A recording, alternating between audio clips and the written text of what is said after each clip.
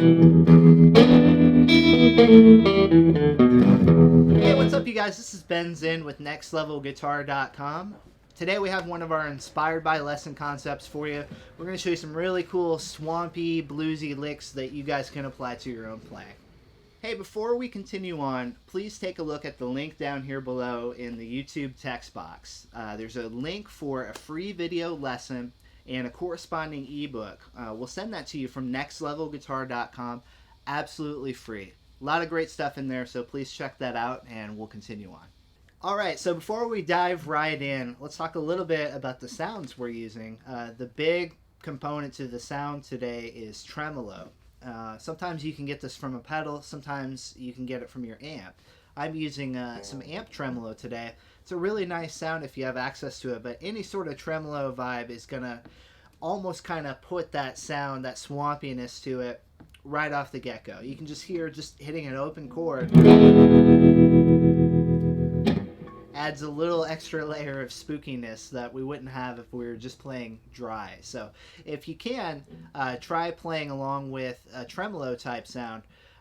If you don't have that, a chorus pedal may work, but anything that you can do to kind of get you into the mojo of this style that we're playing today will help you out. What we're doing with our notes, our tones, we're just playing open E blues with a little extension. So we're not going too crazy with our scale, but let's review that just so we're all on the same page here real quick. So I have open E, and I'm going to use the extension, getting some notes on the 3rd and 5th frets on strings 1 and 2. Here it is.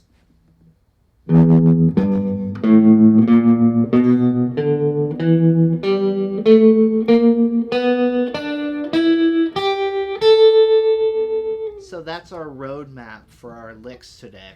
And what I really want to talk about today is Gumbo. Gumbo. I want to talk about Bubblegum Shrimp Company. I also want to talk about some double stops and some call and response, but we'll see what we get to first. Depends on who has the cocktail sauce. What we're going to do, the whole idea behind call and response, you see this across all genres of music, a lot in jazz, but it really is applicable to any situation where you're doing any sort of improvising.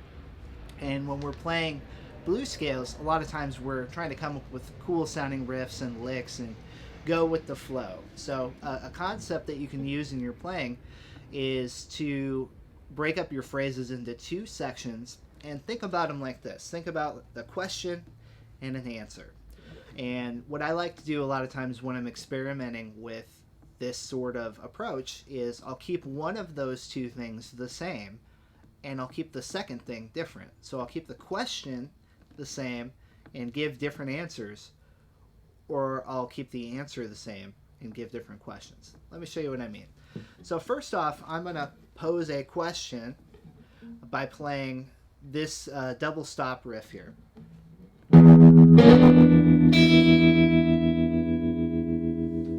Low open E string. Start from 3 and 2 on strings 3 and 2 and slide up to 4 and 3. And then hit the first string open. So all together.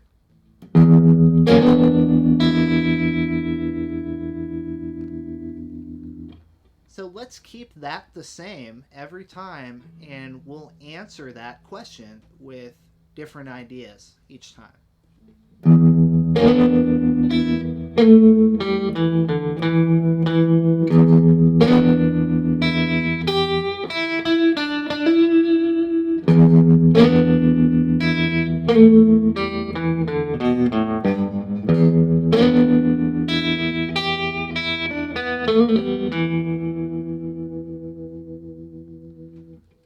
4 different examples there, but if you notice, if you think about it in 2 halves, the first part stayed the same each time, and I gave a different response or a different answer to each of those.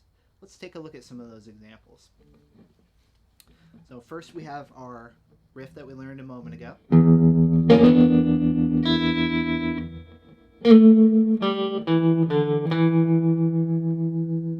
our answer, starting here at 3rd fret, sliding to 2nd, open, 2nd, open,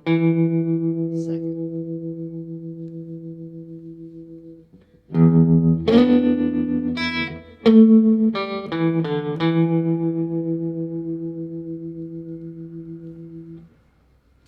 let's give a different answer to the question that we posed.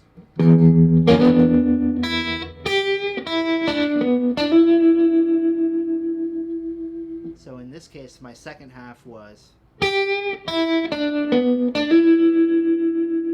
start with a slight bend, 3rd fret, 1st string. It's like a quarter step, not all the way, just enough to make it bluesy. Open, 3rd fret, 2nd string, 4th fret, 3rd string, 3rd fret, 2nd string, and resolve to 5th fret, 2nd string.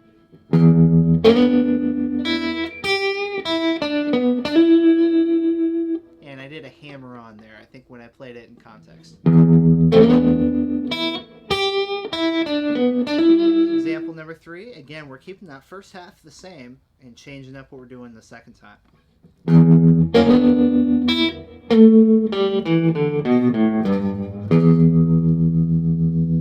Okay, just walking down the scale in this case, kind of starting out similar to our first example. Starting here, quick slide, a little grace note slide. And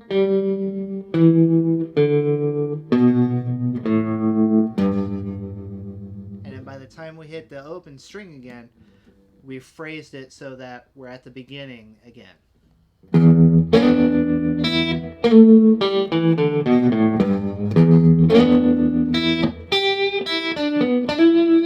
For the last one, again, we can go back up high again, but do a little variation.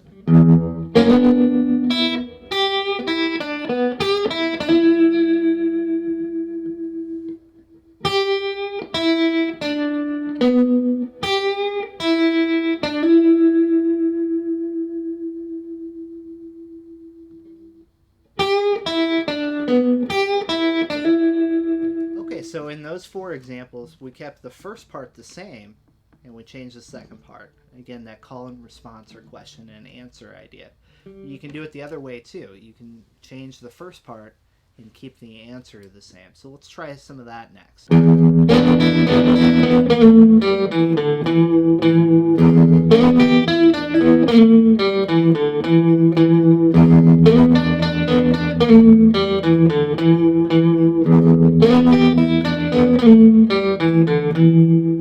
So what I did there was I changed the first half and kept the second half the same. I used one of our examples from earlier on our second half, this sort of idea. And I kept coming back to that, so I kept my answer the same. So for my first fill, I just played 3 strings, and I just kind of played a quick succession of strums here. 4, 3, open. Slid into them like we did from last time. Pretty straightforward. And then the answer.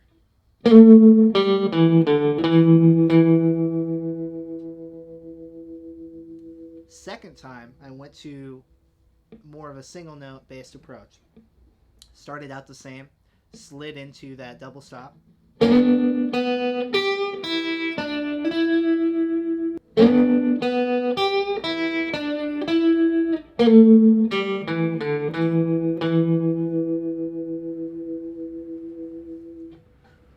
Third time you can come back to the chordal idea again, maybe with a different rhythmic variation. And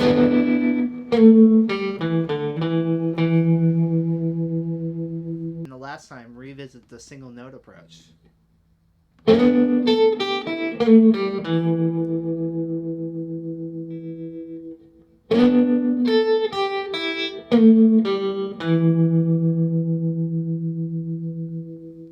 Once you get into the concept of this, you can have a lot of fun experimenting around.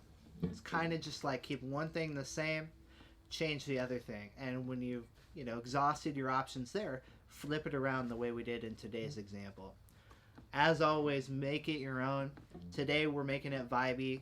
We have the vibrato happening. We got the semi-hollow body guitar. Crawdads. Crawdads. We got Gumbo, Gum Shrimp Company. All of these things cruising us down the swamp. So it's all good. Thanks again so much for joining us today. Make sure you visit us at the website, nextlevelguitar.com. We have over 1,000 different video lessons for you guys there for beginners on through advanced. A lot of great additional stuff. So check that out, and we'll see you back here next time. What if those guys were into like lobster fishing from Maine? Yeah. Like, today we're going to bring you some really cool offshore lobster fishing sounds.